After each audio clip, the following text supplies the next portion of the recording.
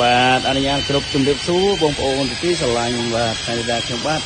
តនេះបាទសូមធ្វើការផ្សាយក្នុងរ៉ាស់ផ្ទាល់តែម្ដងបងប្អូនណាបាទយើងរៀបចំប៉ូលាបាទហាត់ត្រេនលៀបម្សៅបាទថ្ងៃអាទិត្យសេរីសួស្ដីបាទហេបងប្អូនបាទហ្វេនទឹកប្រាក់បងប្អូនណាបាទ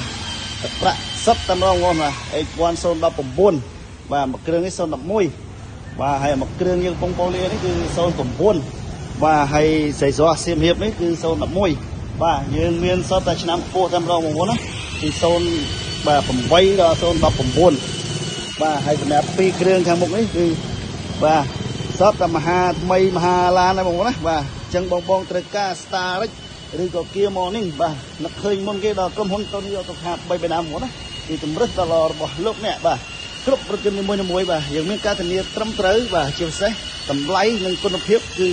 បាទលេខ1បងប្អូនណាបាទអញ្ចឹងបងកុំទាន់អាចជឿបងប្អូនអាចអញ្ជើញមកមើលសិនបងប្អូនបាទអញ្ជើញមកមើល